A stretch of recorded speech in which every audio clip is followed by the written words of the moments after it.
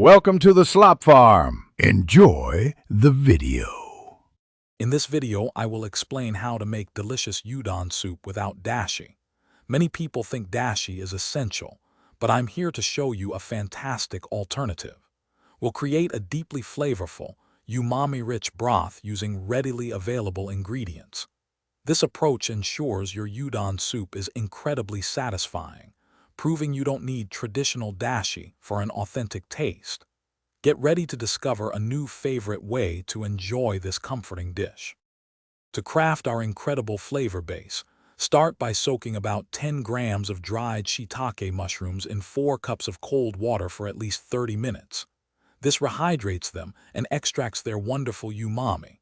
Next, add a 10-centimeter piece of kombu seaweed to the soaking liquid. Gently bring this mixture to a simmer over medium-low heat and cook for about 20 minutes. Finally, strain the liquid and you'll have a beautiful, aromatic broth ready for seasoning. Now it's time to elevate our broth with essential seasonings. Stir in about 3 tablespoons of good quality soy sauce, which provides a crucial savory foundation. Then, add 2 tablespoons of mirin. This sweet rice wine adds a lovely subtle sweetness and a beautiful sheen to the soup. Taste and adjust, perhaps adding a small pinch of salt or a dash of white pepper to perfectly balance all the wonderful umami notes. Finally, it's time to bring everything together and enjoy your delicious creation. Cook your udon noodles separately in boiling water until they are perfectly tender, usually for about 2 to 3 minutes. Drain them well and divide them among your serving bowls.